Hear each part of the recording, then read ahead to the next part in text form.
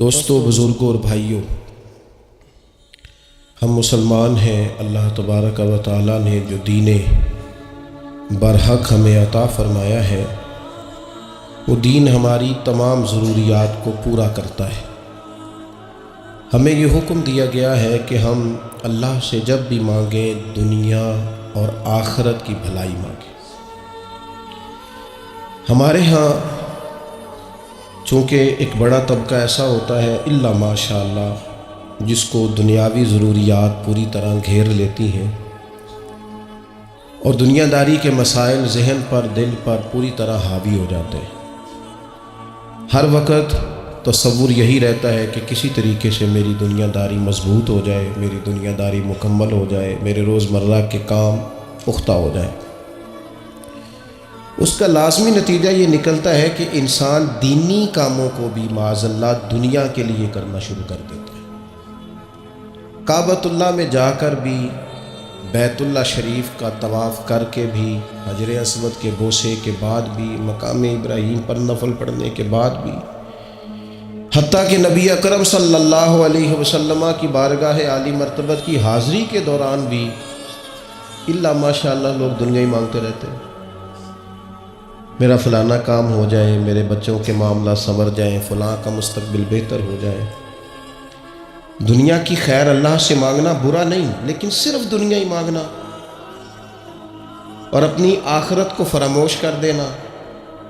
اللہ فرماتے ہیں وَالْآخِرَةُ خَيْرٌ وَأَبْقَىٰ، آخرت تمہارے لیے بہتر بھی ہے اور ہمیشہ باقی رہنے والی بھی۔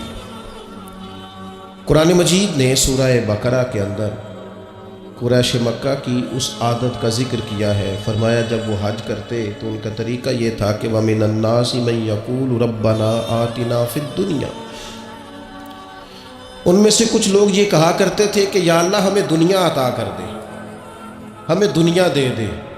رب فرماتا ہے وَمَا لَهُ فِي الْآخِرَةِ مِنْ خَلَاقٍ، ان لوگوں کا آخرت میں کوئی حصہ نہیں۔ مانگی بھی ہے تو صرف دنیا، حج کر کے بھی دنیا، اللہ کے گھر جا کے بھی دنیا، شیخ کا بیعت ہو کے بھی دنیا، دینی محفل سے مراد بھی یہ، دینی اجتماعات کر کے بھی، دینی مدارس قائم کر کے بھی، خانقاہ کا، مسجد کا ماحول بنا کے بھی، اس سے بھی مطالبہ فقط دنیا کا۔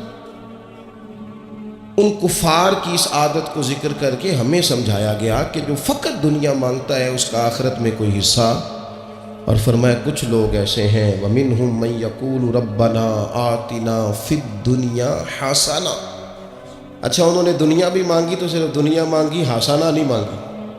اور یہاں فرمایا کچھ لوگ ایسے ہیں جو رب سے کہتے ہیں یا اللہ ہمیں دنیا میں بھی بھلائی عطا فرما، دنیا بھی دے تو حسنہ دینا، وہ دنیا دینا جو ہمارے دین کو تقویت دے، وہ دنیا دینا جو ہمارے اعمال حسنہ کو مضبوط کرے، دینی معاملات کو تقویت دے، دنیا بھی وہی عطا فرما۔ اور ساتھ کہتے ہیں وَفِي الْآخِرَةِ حَسَنَةً، یا اللہ ہمیں آخرت میں بھی بھلائی ہی عطا فرما، وَقِنَا عَذَابَ النَّارِ، اور ہمیں دوزخ کے عذاب سے بچا، أُولَٰئِكَ لَهُمْ نَصِيبٌ مِّمَّا كَسَبُوا، فرمایا ایسوں کو ان کی کمائی ہی ملے گی، جو انہوں نے کیا ہے وہ خوش نصیبی انہیں ضرور میسر آئے گی، چونکہ دنیا بھی مانگ رہے ہیں، آخرت بھی مانگ رہے ہیں۔ ہمیشہ کوئی بھی کام کریں کسی قسم کا بھی، اس میں یہ دیکھیں کہ کیا اس میں میرے لیے کوئی ذخیرہ آخرت بنے گا،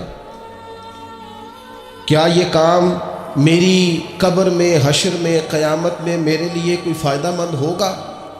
میں بڑے درد سے عرض کرتا ہوں بعض لوگ دینی کام کرتے ہیں اور ان سے جب سوالات کیے جاتے ہیں تو وہ بعض اوقات تکلیف دہ معاملہ ہو جاتا ہے کہ اس دینی کام کے پیچھے بھی وہ والا خلوص نہیں جو ایک مسلمان کا رب اور رسول کے ساتھ ہونا چاہیے، اس دینی کام کے پیچھے بھی کچھ دنیاوی مقاصد موجود ہیں۔ تو اگر بڑی پگڑی اور بڑے جبے کے پیچھے بھی ایک دنیا دار چھپا ہوا ہو، لوگوں کو تو دھوکہ دیا جا سکتا ہے، رب اور رسول کو تو نہیں نہ دیا جا سکتا۔ وہاں تو دلوں کا خلوص ہی پہنچتا ہے، وہاں تو نیتوں کا حسن ہی پہنچتا ہے۔ تو اللہ تبارک و تعالیٰ سے جب بھی سوال کیا جائے دنیا اور آخرت کی بہتری کا سوال کیا جائے۔ ایک لفظ ہے حدیث پاک میں جس کو عافیت کہتے ہیں، ترمذی شریف میں حضرت سیدنا عباس بن عبد المطلب رضی اللہ تعالیٰ عنہ، آپ کی روایت موجود ہے، فرماتے ہیں میں نبی پاک صلی اللہ تعالیٰ علیہ وسلم کی خدمت عالی مرتبت میں حاضر ہوا تو میں نے عرض کی یا رسول اللہ صلی اللہ تعالیٰ علیہ وسلم، مجھے ایسی چیز بتائیں جو میں اپنے رب سے مانگوں۔ چیز مانگنی ہوتی ہے نا، بعض اوقات موقع ملتا ہے تو کئی دفعہ انسان امتحان میں آ جاتا ہے کہ اب مجھے موقع مل گیا ہے، مجھے کہا گیا کچھ مانگ لو تو بھلا میں کیا مانگوں۔ حضرت عباس بن عبد المطلب رضی اللہ تعالیٰ عنہ نبی پاک علیہ السلام کے پیارے چچا جان ہیں، عرض گزار ہیں یا رسول اللہ صلی اللہ علیہ وسلم، مجھے بتائیے میں اپنے رب سے مانگوں تو کیا مانگوں؟ تو حضور نے فرمایا رب سے عافیت مانگو۔ کہتے میں کچھ دن رکا، کچھ دنوں کے بعد پھر حاضر بارگاہ ہوا اور عرض کی یا رسول اللہ صلی اللہ تعالیٰ علیہ وسلم، مجھے بتائیے میں اپنے مالک سے مانگوں تو کیا مانگوں؟ حضور نے پھر فرمایا اللہ سے مانگنا تو عافیت مانگنا۔ بزرگ فرماتے ہیں یہ عافیت کیا ہے؟ عافیت یہ ہے کہ یا اللہ ظاہری پریشانیاں، باطنی پریشانیاں، اے اللہ ظاہر کے میل کچیل بھی دور ہو جائیں، باطن کے بھی دور ہو جائیں، اے اللہ ہر معاملے میں، ہر آزمائش میں، ہر دکھ میں ہمیں تیری پناہ نصیب ہو جائے۔ یہ عافیت ہے۔ اور صوفیہ کرام فرماتے ہیں عافیت سے بڑی نعمت کوئی نہیں اگر کسی کو میسر آئے تو، عافیت سے بڑا حسن کوئی نہیں اگر کسی شخص کو یہ نصیب ہو جائے۔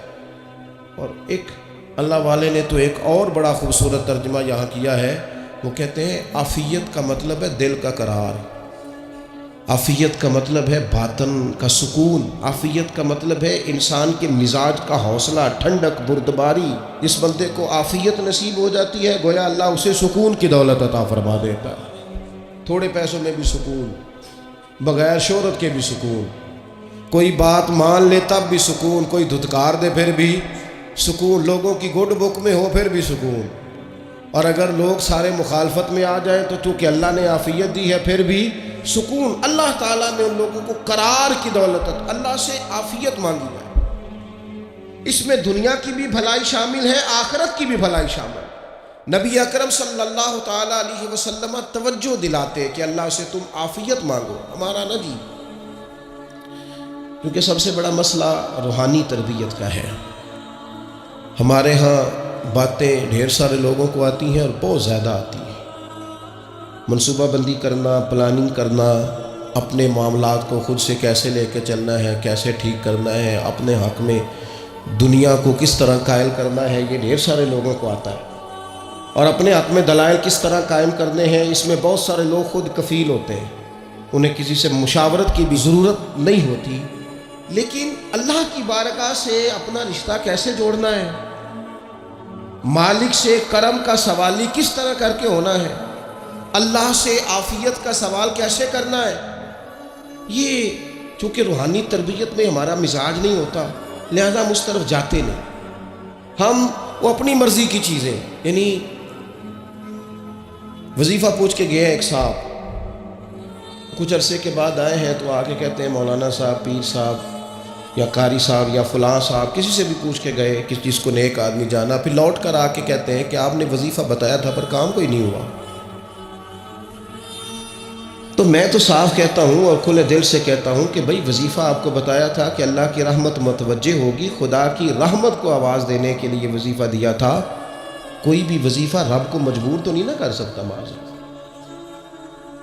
اور وظائف کس لیے پڑھے جاتے ہیں کہ جلدی سے معاملات ٹھیک ہو جائیں، میرے حق میں چیزیں بہتر ہو جائیں، تو اللہ کی رضا کے لیے پڑھے جاتے ہیں۔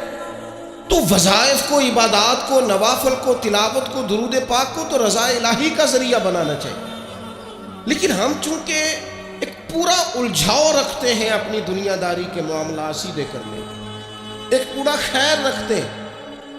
وہ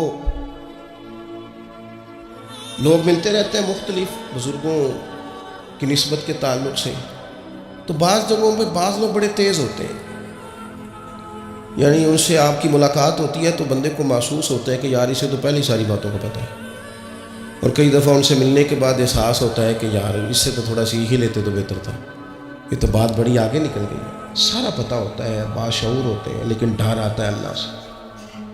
اتنا باشعور آدمی، سمجھدار، پنچایت، پریا، لوگ، دین، دنیا سارا پتہ ہے، نماز کا ٹائم آ گیا تو وہ چھپتا پھرتا ہے، اس کی طبیعت پر بوجھ بن رہا ہے معاذ اللہ اللہ کے حضور حاضر ہونا، اسے خیر کا کام کرنا پڑ رہا ہے تو وہ ادھر ادھر نکلتا جا رہا ہے۔ تو سوال یہ ہے کہ پھر یہ شعور کا کیا مطلب رکھا ہوا ہے ہم نے؟ پھر اللہ سے دعا کرنے کی ضرورت نہیں۔ وہ حضرت عارف رومی رحمۃ اللہ تعالیٰ علیہ فرمایا کرتے تھے بعض لوگوں کو رب سارا کچھ دیتا ہے، سجدے کی توفیق نہیں دیتا۔ اس کا مطلب یہ ہے کہ وہ کہتا ہے یہ سارا کچھ لے اور نکل جا میرے گھر نہ رکھ سارا کچھ پاس۔ رب سے عافیت مانگی جائے، اس سے اس کا فضل مانگا جائے، اس سے اس کا کرم مانگا جائے۔ اللہ کے پیارے رسول صلی اللہ تعالیٰ علیہ وآلہ وسلم اس عافیت مانگنے پر زور دیتے، توجہ دیتے۔ میں آپ کو صحیح بتاتا ہوں، رب نے اگر کسی بندے کو عافیت میں رکھا ہو نا تو حالات کیسے بھی برے چل رہے ہوں اس کا بگاڑ کچھ نہیں سکتے۔ اور اللہ تعالیٰ معاف کرے 100 دفعہ خاکم بدہن، اگر کسی وقت اس کے کرم کی نگاہ پھر جائے تو پھر سارے اسباب سمیت بھی انسان اپنے پیروں پہ کھڑا نہیں رہ سکتا۔ اس سے جب تک طلب کرم نہیں ہوتا، طلب عافیت نہیں ہوتی، اس کی بارگاہ سے جب تک بندہ مومن پورا رجوع نہیں کرتا، یہ عافیت اتنی اعلیٰ چیز ہے کہ نبی پاک علیہ السلام نے فرمایا اذان اور اقامت کے درمیان جو وقت ہوتا ہے اس میں دعائیں رد نہیں ہوتی۔ دعا مانگا کرو گے تمہاری اللہ اپنے فضل سے قبول کر لے گا۔ عرض کی یا رسول اللہ کیا مانگے؟ تو فرمایا عافیت مانگو رب سے۔ حضرت انس بن مالک حدیث کے راوی ہیں رضی اللہ تعالیٰ، یہاں بھی فرمایا یہ عین قبولیت کا ٹائم ہے، اللہ سے عافیت مانگ لو، اس کی پناہ۔ ہم دعاؤں میں بھی محدود ہو جاتے ہیں۔ رب دا طالب کوئی نہ ملیا، جو ملیا طالب زردہ ہو۔ دعاؤں میں بھی حد بندی۔ بعض اوقات بچے بھی تربیت کرتے ہیں نا، ایک مولانا ہے، ان کا خیال ہے کہ انہوں نے مجھ سے کچھ پڑھا ہے تو کبھی کبھی استاد جی کہہ دیتے ہیں، بہت پرانی بات ہے، انہوں نے مجھے فون کیا کہ اگر آپ ابھی تشریف لائیں، تو میں نے کہا پتر دعا مانگ اللہ کو چھوٹی جی گڈی دے وے۔ تو اس بچے نے میری بڑی تربیت کی، کہنے لگا استاد جی اللہ کو لو منگنی ہے تو بڑی ساری منگو، آپ نے محدود کیوں کیا کہ بھئی یہ چھوٹی سی اللہ گاڑی کیوں اللہ چھوٹی دے، رب دے تو بڑی دے، اور رحمت سے دے، اللہ سے مانگنی ہے نا جی۔ ہم تربیت نہیں لیتے۔ میں نے اس کا شکریہ ادا کیا، میں نے کہا بیٹے تو نے بڑی سونی بات کی، اللہ تجھے اس کا اجر عطا کرے، اللہ تجھے برکات عطا کرے۔ اگر آپ نے سیکھنا ہے تو پھر آپ سیکھ لیں گے، اور اگر نہیں سیکھنا تو پھر یہی کہنا ہے ساری عمر لنگ گئی بندہ کو نہیں ملیا، چونکہ مزاج نہیں ہے نا سیکھنے کا، اس لیے پھر ملا ہی کوئی نہیں، پھر ساری زندگی کو میسر ہی نہیں آیا، کسی نے نصیحت ہی نہیں کی، کوئی آنکھوں کو بھایا ہی نہیں۔ خود ہی بڑے سیانے تھے، خود ہی بہت بڑے تھے، اپنا قد ہی بڑا اونچا تھا، سب ٹھگنے چھوٹے اور کمزور اور بوڑے نظر آئے۔ عزیز بھائی، جب عافیت، ایک بزرگ تھے ہر وقت اللہ سے عافیت مانگتے تھے، ہر وقت اللہ سے عافیت مانگتے تھے، ہر وقت عافیت مانگتے تھے۔ لوگوں نے پوچھا، لوگ ان کو صالح جانتے تھے، نیک سمجھتے تھے، کہ حضور آپ اور کوئی دعا مانگتے نہیں، عافیت ہی مانگتے ہیں۔ فرمانے لگے میں مانگا کرتا تھا شروع میں، بعد میں خیال آیا اور بھی دعائیں مانگا کرتا تھا، یہ احساس بعد میں نصیب ہوا۔ فرماتے میں مزدوری کرتا تھا، مال برداری کرتا تھا، ایک جگہ پہ ڈیوٹی کر رہا تھا تو تھک گیا، اور وہ جو کام لینے والے لوگ تھے ان کا رویہ بھی بڑا ترش تھا، تکلیف ہوئی، تو میں نے اپنے مالک کی بارگاہ میں عرض کی مالک اگر 2 روٹی بغیر مجھے مشقت کے مل جائے دن میں تو تیری بارگاہ تو بڑی قریب ہے۔ کہتے وہ میں نے یہ دعا مانگ لی، ذرا میں تھوڑا آگے بڑھا تو 2 بندے آپس میں لڑ رہے تھے، میں ان کی صلح کرانے کے لیے، انہیں بچانے کے لیے آگے بڑھا، تو میں جس کو چھڑا رہا تھا دوسرے نے میرے اوپر ضرب لگا دی، میرا بھی سر پھٹ گیا۔ تھوڑی دیر کے بعد وہاں پولیس آ گئی، وہ تینوں کو لڑنے والا سمجھ کے اٹھا کے لے گئے، مجھے جیل ہو گئی۔ 2 روٹیاں بغیر مشقت کے روز ملنی شروع ہو گئی۔ دعا مانگی تھی نا کہ یا اللہ 2 روٹیاں مل جائے نا بغیر مشقت کے، کہتے ہیں وہ 2 روٹیاں روز ملتی، کوئی کام نہیں کرنا پڑتا، پر جیل ہو گئی۔ فرماتے ہیں میں بڑا پریشان تھا، روز روٹیاں پابندی سے آتی اور بہترین آتی، کھانا ملتا۔ پھر کچھ عرصے کے بعد میں نے سوچا کہ یار یہ دعا تو قبول ہو گئی نا تیری، اب تو اگر اس پر کوئی الگ بات کرے گا تو وہ تو غلط کرے گا۔ کہتے پھر خود ہی میرے دل میں اللہ نے بات ڈالی اور میں نے عرض کی مالک 2 روٹیاں نہیں، مجھے تو عافیت چاہیے، مجھے تو آفیت دے، میرے اوپر تو کرم فرما، تو نظر رحمت کر، جے ایک قطرہ بخشے مینوں، جے ایک قطرہ بخشے مینوں تے کام بڑھ جاندا ہی میرا، مہربانی کر، آفیت عطا کر۔ فرماتے پھر خدا نے کرم کیا، کہاں سے اسباب بنے میرے جیل سے چھوٹنے کے، کون کون میرے ضمانتی بنے اللہ ہی جانتا ہے۔ فرماتے ہیں دروازے بھی کھل گئے، رزق بھی ملتا ہے، صحت بھی میسر ہے، سجدہ بھی کر لیتا ہوں، سویرے تلاوت بھی کرتا ہوں، شام کو مدینے والے کی بارگاہ میں رج کے درود و سلام بھی عرض کرتا ہوں، میں ممکن ہوتا ہے تو کسی غریب کی داد رسی بھی کرتا ہوں۔ اب سمجھ آئی ہے، ربنا آتنا فی الدنیا حسنۃ وفی الآخرۃ حسنۃ وقنا عذاب النار۔ اب سمجھ آئی ہے رب سے جب بھی مانگنا ہے آفیت ہی مانگنی ہے، اس سے کرم مانگ۔ ہم نے محدود دعائیں رکھی ہوئی ہیں، محدود، وہ جی فلانا کام میرا ہو جائے تو بھئی وہ ایک ہو گیا، اس کے بعد پھر نئی ٹینشن بن جائے گی، نہیں میں جی بچوں کی شادی کر لوں جی پھر میں فارغ ہوں۔ آپ شادی کر کے دیکھیں لاگو پتہ جائے گا کیسے فارغ ہوتے ہیں۔ آپ یہاں رکتے کیوں ہیں؟ آپ خدا سے عافیت کیوں نہیں طلب کرتے؟ اس کی بارگاہ سے وہ کیوں نہیں مانگتے کہ جو ایک قطرہ ملے تو دنیا اور آخرت کے سارے کام ہو جائے؟ اس سے اس کی رحمت کا سوال کرے، اس سے اس کے کرم کا سوال کرے۔ اللہ کی بارگاہ میں بھی حاضر ہونا، جچی تلی اور جناب ناپ تول کر اور محدود چیزوں کا سوال کرنا، مالک سے مانگے، اور وہ جب دیتا ہے تو دیتا بھی بے حساب ہی ہے۔ وہ جب عطا کرتا ہے تو کرم کے دروازے کھول کے عطا کرتا ہے، ورنہ تو ایک الجھن سے انسان نکلتا ہے دوسری میں الجھ جاتا ہے، ایک گتھی کو سلجھاتا ہے۔ پھر اقبال رو پڑے تھے، کہنے لگے میں عقل کی گتھیاں سلجھا چکا ہوں، یا رب مجھے صاحب جنوں کر دے۔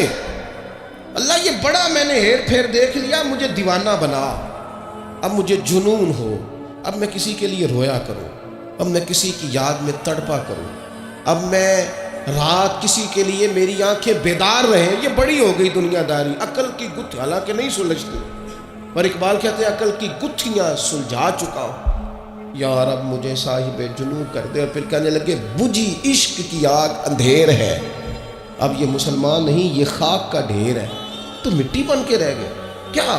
کہاں اپنی ساری توجہات کا قبلہ کس چیز کو؟ میرے عزیزوں اللہ سے عافیت۔ نبی پاک علیہ الصلوۃ والسلام نے ایک شخص سے پوچھا کیا دعا مانگ رہے ہو؟ تو اس نے کہا یا رسول اللہ میں اللہ کی بارگاہ میں صبر کا سوال کر رہا ہوں۔ تو حضور فرمانے لگے صبر تو مصیبت پر ہوتا ہے۔ یا رسول اللہ پھر کیا مانگوں؟ آپ ان جملوں اور لفظوں کی گہرائی کو سمجھیں، صبر کے لیے تو پہلے مصیبت آئے گی پھر صبر آئے گا، تو یا رسول اللہ کیا مانگوں؟ فرمایا تو رب سے عافیت مانگ۔ مانا کیا ہے؟ مصیبت آئے کیوں؟ اللہ تجھے اپنی حفاظت کے حصار میں لے لے، وہ وقت ہی کیوں آئے کہ جب تیری طبیعت الجھ جائے، جب تو پریشان ہو جائے، جب تو تو اللہ سے عافیت مانگنا۔ جب تو عافیت مانگے گا تو اگر کبھی مشکل آئے گی بھی نا تو خدا پھر اپنے فضل سے مشکل سے نکلنے میں رستہ بھی بڑی جلدی عطا فرمائے گا اور تیرے اوپر فضل فرمائے گا۔ اگر عافیت، یہ جو ہم نبی پاک کی امت ہے نا، تو یہ ہمارے گرد اللہ کے فضل اور اس کی رحمت کا حصار ہے، یہ حصار ہے ہمارے گرد۔ وہ درویش نے کہا تھا نا کہ کروں شکر کتنا اور کروں فخر کتنا کہ تیرے کرم نے مجھے فائز المرام کیا، دیکھو بنا کے سید عالم کا امتی مجھ کو گناہ سے پہلے ہی بخشش کا انتظام کیا۔ ابھی میں نے غلطی کی نہیں لیکن مجھے حضور کا غلام بنا دیا، بخشش کا بندوبست پہلے ہو گیا۔ اپنے مالک سے بیمار بھی اس سے عافیت مانگے، مقروض بھی اس سے عافیت مانگے، بے اولاد بھی اس سے عافیت ہی مانگے، صاحب اولاد بھی اس سے عافیت ہی مانگے، جو دولت کے حصول کے رزق حلال کے خواہش مند ہے وہ بھی اس سے عافیت مانگے، اور جن کی جھولی اس نے بھر دی ہے وہ بھی اپنے رب سے عافیت ہی مانگے۔ مالک سے جب سوال کرے، ایک بزرگ تھے انہوں نے تو اپنی انگوٹھی میں لکھوا لیا تھا کہ یا اللہ مجھے عافیت عطا فرما، مگر جب بھی دیکھتا ہوں یاد آ جاتا ہے کہ اللہ سے عافیت مانگنی ہے۔ اپنے مالک کی بارگاہ کے اندر دیکھو، میں نے دیکھا ہے وہ کسی نے کہا تھا کہ تیری خواہش ہے کہ وہ تیری آرزو کرے پوری، اور میری خواہش ہے کہ تیری آرزو بدل جائے۔ کچھ لوگ ایسی خواہشات بھی لے کے آتے ہیں کہ جو پوری نہ ہو تو بہتر ہوتا ہے، اس لیے آپ کو پتہ ہے موت مانگنا جائز نہیں دین میں۔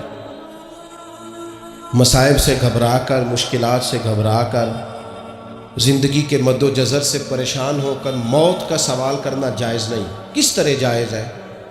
ان لفظوں کے ساتھ دعا کر سکتا ہے کہ یا اللہ جب تک میری زندگی بہتر ہے مجھے زندہ رکھ، اور جب میرا دنیا سے جانا بہتر ہے پھر تو مجھے اپنی بارگاہ میں بلا لے۔ یہ بھی کیا ہے؟ یہ بھی عافیت کا سوال ہے کہ یا اللہ رکھ بھی تب تک جب تک رہنا بہتر ہے۔ نبی پاک نے بھی ارذل العمر ہونے سے پناہ مانگی۔ ہمارا یہ مزاج بن گیا ہے کہ ہم اپنے حق میں ایسی چیزوں کا سوال کر رہے ہوتے ہیں جو کئی دفعہ ہمیں مل جائیں تو ہمارا نقصان کرے۔ قرآن حکیم ایک جگہ پہ اللہ کریم نے فرمایا ہے کہ اگر سب لوگوں کو مال دے دوں تو بغاوت کریں، فساد ہو جائے۔ کیا مانا؟ کہ اپنا نقصان کر بیٹھے لوگ۔ ہم اپنے مالک کی بارگاہ میں بعض ایسی چیزوں کے سوالی ہیں کہ جو ہمارے لیے ٹھیک نہیں ہے، ہمیں اس کے کرم پر چھوڑنا ہے، اس سے عافیت مانگنی۔ اور بعض لوگ، کیونکہ میں کہہ چکا ہوں شروع میں کہ ہماری دینی روحانی تربیت نہیں ہوتی، اور ہم کہیں سے باقاعدہ اسباق لینے کے قائل ہی نہیں ہوتے، پوری تربیت کا ہمارا مزاج نہیں ہوتا، اپنی عقل اور اپنا شعور اور اپنے حساب سے ہم زندگی کو بتانا چاہتے ہیں۔ اور یہ جو میرا دور ہے یہ ویسے ہی الجھا ہوا زمانہ ہے، اللہ ماشاء اللہ، پتہ نہیں کوئی کیا بول رہا ہے، کوئی کیا کہہ رہا ہے، ایسے ہے جیسے کوئی میلہ لگا ہوا ہے اور کان پڑی آواز سنائی نہیں دے رہی۔ جس کی دکان پر کوئی گاہک نہیں وہ بھی کہہ رہا ہے لائنیں بنا لو۔ ایسا الجھا ماحول ہے اور ایسی آزمائش ہے کہ لوگ بیچارے پریشان ہیں۔ دیکھیں جب تربیت کے ساتھ انسان آگے بڑھتا ہے نا، ہمارے پاس مقتدا ہے اللہ رسول کا کلام، ہمارا پیشوا ہے رب رسول کا فرمان۔ جب ہم کتاب و سنت کی روشنی میں آگے بڑھتے ہیں تو پھر ہمارے لیے منزل آسان بھی ہوتی ہے اور قریب بھی ہوتی ہے۔ پھر ہمارے لیے آگے کی طرف سفر کرنا، آگے بڑھ جانا یہ آسان ہوتا ہے۔ آپ غور کریں جو لوگ دنیا میں کامیاب رہے، بھلا کس طرح کامیاب رہے؟ اس طرح کامیاب رہے کہ انہوں نے نا اپنے رب سے عافیت مانگی، اللہ تعالیٰ نے خود بخود ان کے لیے رستے بنائے۔ آپ تاریخ پڑھیں گے بعض لوگوں کی تو لگ نہیں رہا تھا کہ وہ اتنی کامیابی حاصل کریں گے۔ دیکھ لیں آپ حضرت غوث اعظم جیلانی رضی اللہ تعالیٰ عنہ بغداد شریف تشریف لاتے ہیں تو ان کی کیفیت یہ ہے کہ پتے کھا کے گزارا کرنا پڑتا ہے، یعنی پیچھے کوئی ایسا بیک گراؤنڈ کسی کا بنایا ہوا ادارہ، کوئی بڑی خانقاہ، کوئی بڑے لمبے چوڑے والد صاحب کے مریدین، کوئی بڑا لمبا سلسلہ نہیں مل رہا۔ ان کو بظاہر پتے کھا کے گزارا کرنا پڑتا ہے، لیکن چونکہ وہ نکلے ہیں اللہ کی مدد کے ساتھ، انہیں اللہ نے تائید دی ہے، فضل فرمایا ہے۔